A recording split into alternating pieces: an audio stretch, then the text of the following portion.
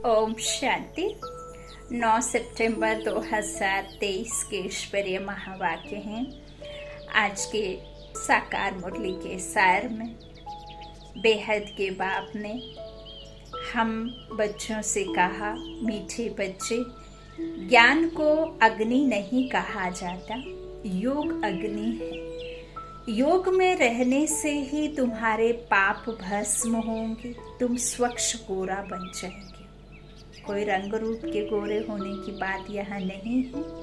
आप सभी बाबा के बच्चे तो इतना समझते ही होंगे कि जो आत्मा पर कालक चढ़ी हुई है विकारों की, उस आत्मा को परमात्मा इस योग अग्नि से क्या करते हैं। जब हम परमात्मा की याद में रहते हैं तो उस शीतल अग्नि में, उस संस्कारों से भरपूर करने वाले संस्कारी बेहद के बाप से, सर्वशक्तिमान से जो हमें सद्गुण ज्ञान रत्न मिलते हैं, उन ज्ञान रत्नों से हम अपने आत्मा पर चढ़े 5 विकारों को उनकी याद से उनको खत्म करते हैं, भस्म करते हैं। तब हम आत्माएं कैसी बन जाती हैं? काले से गोरी, श्याम से सुंदर बन जाती हैं। तो कोई इसमें शरीर के गोरे होने की बात नहीं है। बाबा ने आज क्या कहा? मीठे बच्चे, ज्ञान को अग्नि नहीं कहा जाता, योग अग्नि है। योग में रहने से ही तुम्हारे पाप भस्म होंगे, तुम स्वच्छ गोरा बन जाएंगे। हम जिसको याद करेंगे वैसे ही बनेंगे। तो परमात्मा सर्वशक्तिमान है, परमात्मा एवर प्योर है ना। अच्छा, मुरली का प्रश्न है, किन बच्चों की बुद्धि रूपी तर्कस में ज्ञान बाण सदा भरे रहते हैं? उत्तर, जो रोज पढ़ाई अच्छी रीति पढ़ते और पढ़ाते हैं, उनकी बुद्धि रूपी तर्कस में ज्ञान बाण भरे रहते हैं। वही माता पिता के समान कांटों को कली और कलियों को फूल बनाने की सेवा कर सकते हैं। जो अच्छी तरह पढ़ते और पढ़ाते हैं वही ऊंच पद पाते हैं। गीत है, कौन आया मेरे मन के द्वारे? परमात्मा आपके मन के द्वारे में आता है, खटखटाता है मन का दरवाजा की मीठे बच्चे। अब इस मन को इस दुनिया से हटाकर मेरे में लगाओ, मन बुद्धि से सदा मेरे साथ में रहो, मेरे साथ में कंबाइंड रहो। कौन आया मेरे मन के द्वार? ओम शांति। बच्चों को ओम शांति का अर्थ तो समझाया हुआ है। ओम माना अहम आत्मा। अहम आत्मा कहती है मेरा स्वधर्म शांत है। शरीर जब आत्मा नहीं पहने रहती तो कैसी रहती है? शांत रहती है ना। बिना ऑर्गेन्स के वो कोई कर्म थोड़े ना कर सकती है। तो आत्मा का स्वधर्म है शांत, और मैं शांति देश में रहने वाली हूँ, शांति के सागर की संतान हूँ, शांति धाम की रहने वाली, शांत स्वरूप शांति के सागर की संतान। तो बाबा कहते हैं यहाँ यह ऑर्गेन्स मिलता है तो टॉकी बनती हूँ। आत्मा इन ऑर्गेन्स के द्वारा टॉकी बनती है, शरीर लेती है तभी तो। इनका शरीर का आधार ले हम आत्मा कर्म करती हैं। कर्म तो कर्मेंद्रियों से ही करेंगे ना। है? कहते हैं ना, देखो आपको भल कितनी भी परेशानी हो, आत्मा जब तक इस शरीर को पहने रहती है तभी तक वो परेशानी इस शरीर के द्वारा आत्मा कष्ट भोगती है। आपको बहुत कोई भयानक बीमारी है, आत्मा जब तक इस शरीर में रहेगी तब तक वो आपको तकलीफ देगी। जैसे ही इस शरीर को आत्मा छोड़ेगी, फिर आपका भले ही नॉन स्टॉप ब्लीडिंग हो, कुछ हो, तो वो तुरंत रुक जाती है जैसे ही ये हंसा उड़ करके चला जाता है। मतलब जब तक आत्मा इस शरीर को ना पहने कर्म कर ना सके, है ना। तो बाबा कहते कर्म तो कर्मेंद्रियों से ही करेंगे ना। आत्मा शरीर के द्वारा कर्म करती है। आत्मा कहती है यह कौन है, कहाँ से आया है। उनको हम याद करते हैं, फिर घड़ी घड़ी भूल जाते हैं, क्योंकि इस बाप की याद में कभी बैठे ही नहीं हैं। और सत्संगों में तो सामने सन्यासी, विद्वान आदि बैठे होते हैं, वह वेद, उपनिषद, रामायण आदि ही सुनाएंगे। आत्मा की बुद्धि में शास्त्र ही याद रहते हैं, गुरु को देखने लग जाते हैं। यहाँ तो तुम जानते हो परम पिता परमात्मा आते हैं, वह है भी आत्मा। हाँ, बाबा भी आत्मा है ना, परंतु वह सुप्रीम आत्मा है जो आकर ब्रह्मा में प्रवेश करती है। तो बाबा कह रहे हैं कि मैं भी आत्मा हूँ, परंतु मैं सुप्रीम आत्मा हूँ जो आकर इनमें प्रवेश करते हैं। तुम जानते हो परम पिता परमात्मा इनमें बैठ हमको सहज राजयोग सिखलाते हैं। हम जिससे योग लगाते हैं ना, जिसकी याद में रहते हैं ना, उससे हमें क्या मिलता है? विश्व पर राजाई मिलती है राजयोग लगाने से। तो राजयोग सिखलाने वाला भी बेहद का बाप है। तुम्हारी बुद्धि शास्त्रों तरफ व देह तरफ नहीं जाती। तुमको अपने को अशरीरी आत्मा निश्चय करना है। आत्मा है फर्स्ट। आत्मा के आधार से ही शरीर चलता है। आत्मा विनाशी है। हम आत्मा बेहद के बाप से वर्षा लेते हैं। बाप अपना और मनुष्य सृष्टि के आदि मध्य अंत का परिचय बैठ देते हैं। उनको ही ज्ञान का सागर कहा जाता है। ईश्वर और उनकी रचना का ज्ञान और कोई में नहीं है। ऋषि मुनि आदि सब बेअंत कहते आए। रचता और रचना बेअंत है, हम नहीं जानते। कहा जाता है फादर शोध सन। बस बाबा कहते बाप अपना परिचय बच्चों को देंगे, बच्चों एक बाप का परिचय औरों को देंगे। मनुष्य तो उस बाप को ना जानने कारण कह देते सर्वव्यापी है। अब तुम बच्चों के दिल में बाप की याद आई है। ऐसे नहीं तुम्हारे में बाप ने प्रवेश किया, नहीं, बाप की पहचान मिली है। अब बाप कहते हैं मुझे याद करो, ऐसे नहीं कहते मैं सर्वव्यापी हूँ, नहीं, मुझे याद करो तो योग अग्नि से तुम्हारे विकर्म विनाश होंगे। बाबा कहते हैं पाप तो तुमने बहुत किए हैं, है ना, भले ही तुमको पता ना हो। तो बाबा कहते हैं कि बाप तो सर्वशक्तिमान है ना, उनको याद करने से विकर्म विनाश होते हैं। ज्ञान को अग्नि नहीं कहेंगे, योग को अग्नि कहा जाता है। बाबा कहते हैं जिससे पाप भस्म होते हैं और कोई की याद से पाप भस्म नहीं होते हैं। यह खेल सारा भारत पर बना हुआ है। भारत हीरे जैसा था, अंत में फिर भारत कौड़ी जैसा बनता है। भारत में हीरे जवाहरों के महल बनते हैं। सोमनाथ के मंदिर में कितनी मिल्कियत थी। भारत जैसा सॉल्वेंट कोई धर्म वाले नहीं बन सकते। भारतवासी महान सुखी थे। तुम बच्चों को अब याद आई है 5000 वर्ष की बात है, अथवा क्राइस्ट से 3000 वर्ष पहले तुम भारतवासी कितने साहूकार थे। अब बिल्कुल इंसॉल्वेंट हैं। गवर्नमेंट प्रजा से कर्जा लेती रहती है। यह बेहद का बाप बैठ समझाते हैं। तुम श्री शिव बाबा की मत पर चलने से स्वर्ग के श्रेष्ठ देवी देवता बनेंगे। यहाँ तुम आए हो मनुष्य से देवता बनने।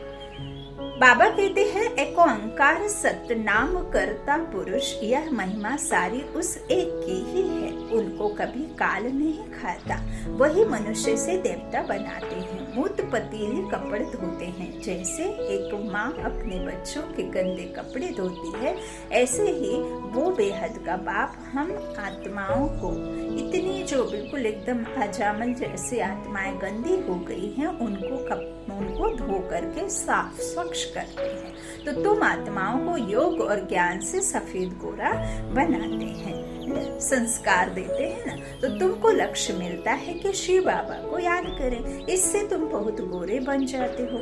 आत्मा और शरीर दोनों सुंदर बन जाएंगे। असल में तुम्हारा नाम श्याम सुंदर है। सतयुग में शरीर और आत्मा दोनों सुंदर हैं। कलयुग में श्याम बनते हो, सुंदर से श्याम, फिर श्याम से सुंदर बनते हो। तुम जानते हो यह कोई गुरु गोसाई नहीं है, यह तो परम धाम में रहने वाला परम प्रिय बाबा है। कहते हैं जब धर्म ग्लानि हो जाती है, भारतवासी धर्म भ्रष्ट कर्म भ्रष्ट बन जाते हैं, तब मैं आता हूँ। यह भी ड्रामा का खेल है। सॉल्वेंट और इंस्टॉलमेंट बनते हैं।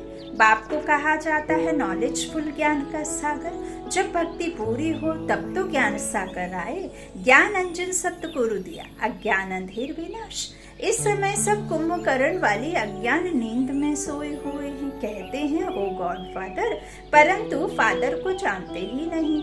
बाप आकर समझाते हैं अब अपने को आत्मा निश्चय करो। आत्मा ही पतित बनती है फिर पावन बनती है। सतयुग में पावन थे, फिर 84 जन्म ले पतित बने हैं। यह भी पहले नहीं जानते थे, अब जानते हैं इनके बहुत जन्मों के अंत का जन्म है। ब्रह्मा बाबा सब बातों का अनुभव भी है, जरूर अनुभव भी तन चाहिए ना। गुरु आदि किए हुए हैं, श्री कृष्ण को थोड़े ही गुरु गोसाई करने पड़ते। यह भूल भुलैया का खेल है। आत्मा की विस्मृति हुई तो दुखी हो गए, आत्मा की स्मृति आकर परमात्मा ने दिलाई तो सुखी हो गए, है ना। संस्कारों को भूले तो दुखी हो गए, संस्कारों को अपने में धारण कर लिया तो सुखी बन गए, है ना। तो बाबा क्या कहते हैं, ये भूल भुलैया का खेल है। अपनी कल्पनाएं बैठ बनाई हैं। तुम ब्राह्मण कुलभूषण ऊंच हो, तुम हो ईश्वरीय संतान। यहाँ तुम यज्ञ की सच्ची सच्ची सेवा करते हो। वास्तव में तुम हो रूहानी सोशल वर्कर। वह है जिस्मानी। रूहों को ही बाप पढ़ाते हैं, शरीर को नहीं पढ़ाते हैं। हाँ, आत्मा पढ़ती है ना, आत्मा सुनती है। आत्मा कहती है मैं बैरिस्टर बना हूँ। अभी आत्मा कहती है हम सो नर से नारायण बन रहा हूँ। बाबा बनाते हैं।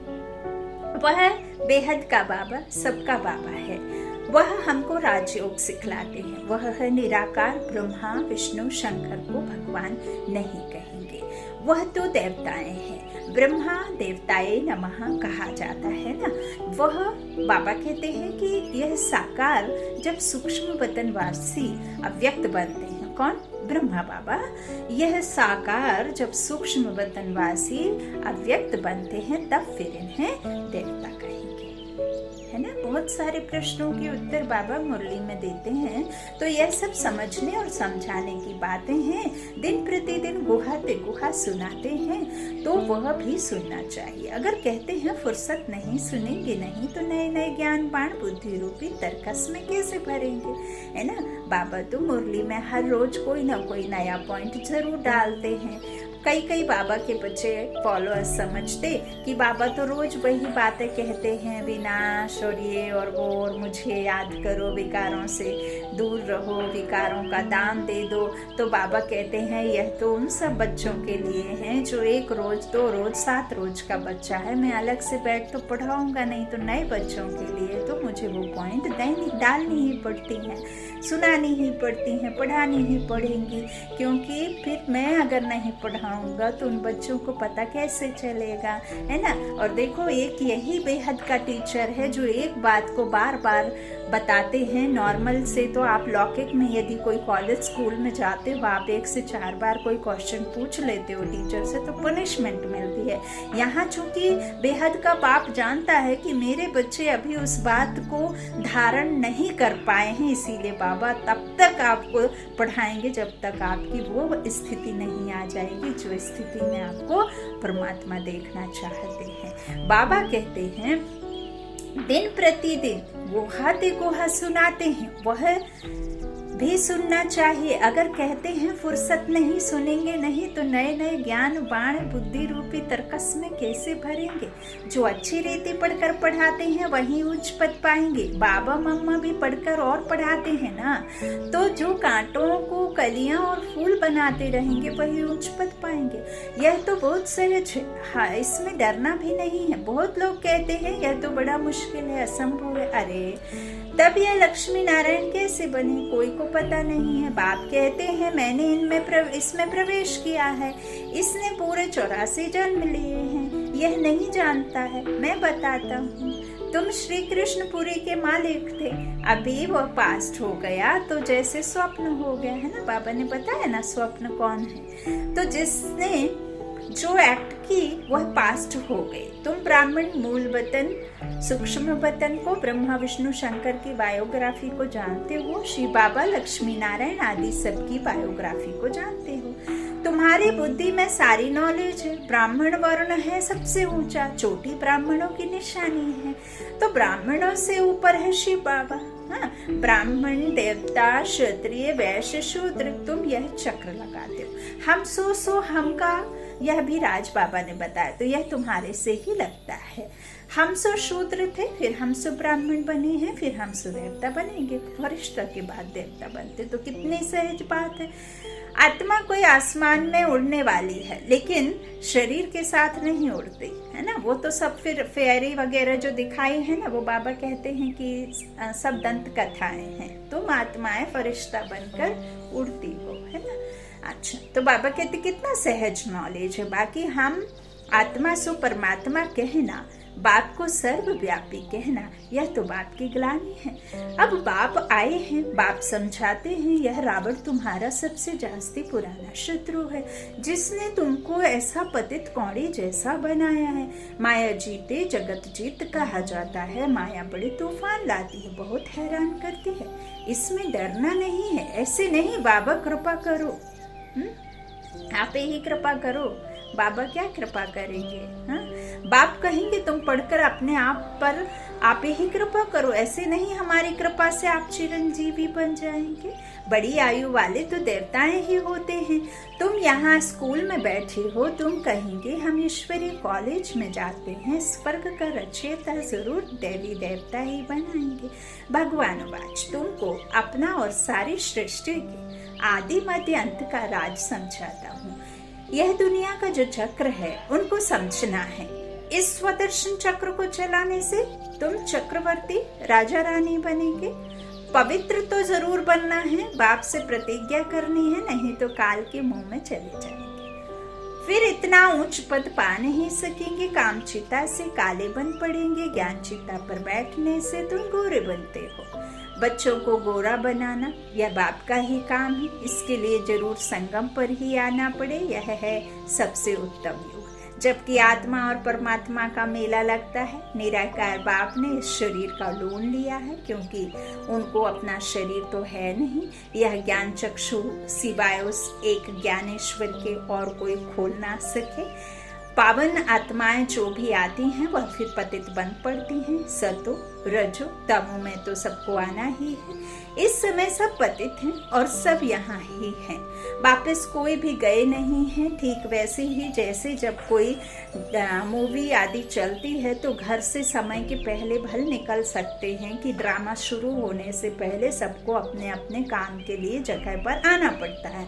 लेकिन अब ऐसा नहीं है कि हीरो का पार्ट खत्म हो गया तो वो घर चला जाएगा, या हीरो को पर्दे के पीछे ही खड़ा होना पड़ेगा जब तक ड्रामा पूरा नहीं हो जाता, और जब तक स्टेज पर सारे नहीं आ जाते हैं जिन्होंने भी पार्ट किया है, तब तक उनको घर जाने की परमिशन नहीं होती। ऐसे ही यह बेहद का ड्रामा है। जब तक पूरा परम धाम और परमात्मा नीचे आकर के जब तक वो खाली नहीं कर लेते हैं, जब तक आत्माओं का जो पाप विनाश और जो भी उन्होंने किए हैं विकर्म वो खत्म नहीं हो जाते हैं, और तब तक आत्माओं का जाने का रास्ता ही नहीं है ना। तो बाबा कहते हैं ना कि यहाँ ही सब कुछ होना है। कोई आत्मा को खून की नदी में या किसी तरह की कढ़ाई, तेल की कढ़ाई में नहीं डाला जाता है। यहाँ ही जो आपके जीवन में परेशानियाँ आती हैं, बीमारियाँ आती हैं, रिश्तों नातों के द्वारा जो आपको समस्याएं आती हैं, कोई कैसा व्यवहार करता है, वही आपके पाप विकर्मों की सजा है ना। अच्छा, तो बाबा कहते हैं इस समय सब पतित हैं और सब यहाँ ही हैं, वापस कोई भी गए नहीं हैं। अब तुम बच्चे विश्व के मालिक बन रहे हो। शिव बाबा कहते हैं मैं तो निष्कामी हूँ, तुमको विश्व का मालिक बनाता हूँ, मुझे फल की कोई इच्छा नहीं, तो निष्कामी हुआ ना। बाबा ने समझाया है, यहाँ अपने को आत्मा समझ शरीरी होकर बैठो। अभी हम वापस जाते हैं, फिर स्वर्ग में राज्य करने आएंगे। यह शरीर छोड़ा शरीरी बनकर जाना है। शरीर पुराना हुआ है, अब फिर हम वापस घर जाते हैं। कल्प कल्प हम राज्य लेते हैं, फिर गंवाते हैं। बाबा तो सुख दुख नहीं देते हैं, वह है ही सदैव सुखदाता। बाबा ने समझाया है, यह विनाश ज्वाला इस रुद्र ज्ञान यज्ञ से प्रज्वलित हुई है। बच्चों ने साक्षात्कार भी किया है। जिस चीज का साक्षात्कार किया है वह फिर इन आंखों से भी देखेंगे। जो दिव्य दृष्टि से देखा है वो फिर प्रैक्टिकल में तुम जाकर स्वर्ग में विराजमान होंगे। अभी तुम श्री कृष्णपुरी में जाने के लिए पुरुषार्थ कर रहे हो। भगवान आते हैं भक्तों का कल्याण करने, गति सदगति करने। तो तुम भगवान द्वारा स्वर्ग का वर्षा ले रहे हो। ज्ञान और भक्ति दो बातें हैं। अच्छा, मीठे मीठे सिकिलादे बच्चों प्रति माता पिता बाप दादा का याद प्यार और गुड मॉर्निंग। रूहानी बाप की रूहानी बच्चों को नमस्ते। हम रूहानी बच्चों की रूहानी माता पिता बाप दादा को याद प्यार और गुड मॉर्निंग। शुक्रिया बाबा, शुक्रिया। धारणा के लिए मुख्य सार है। पहला बाबा ने कहा पढ़ाई पढ़कर स्वयं पर आप ही कृपा करनी है। बाप से कृपा मांगनी नहीं है, श्री की श्रीमत पर चलते रहना है। दूसरा है स्व दर्शन चक्रधारी बन माया चेत जगत जीत बनना है। माया से डरना व घबराना नहीं है। अशरीरी होने का अभ्यास करना है। शरीर से डिटैच होने का अभ्यास करना है। आत्मा और परमात्मा से मिलन मनाने के लिए आपको इस देह के भान को छोड़ना ही होगा। तो इसकी प्रैक्टिस करनी है। वरदान है एक ही समय मन, वाणी और कर्म द्वारा साथ साथ सेवा करने वाले सफलता संपन्न भव। जब भी किसी स्थान की सेवा शुरू करते हो तो एक ही समय पर सर्व प्रकार की सेवा करो। मनसा में शुभ भावना, वाणी में बाप से संबंध जुड़वाने की शुभकामना के श्रेष्ठ बोल और संबंध संपर्क में आने से स्नेह और शांति के स्वरूप से आकर्षित करो। ऐसे सर्व प्रकार की सेवा साथ साथ करने से सफलता संपन्न बनेंगे। सेवा के हर कदम में सफलता समाई हुई है। इसी निश्चय के आधार पर सेवा करते चलो। स्लोगन है शुद्ध संकल्पों को अपने जीवन का मूल खजाना बना लो तो वही संकल्प उठेंगे जिसमें अपना और दूसरों का कल्याण समाया हुआ है। शुद्ध संकल्पों को अपने जीवन का अमूल्य खजाना बना लो तो वही संकल्प उठेंगे जिसमें अपना और दूसरों का कल्याण समाया हुआ है। अच्छा, ओम शांति। शुक्रिया बाप दादा, शुक्रिया आप सभी भाई बहनों के स्नेह का प्यार का। ओम शांति।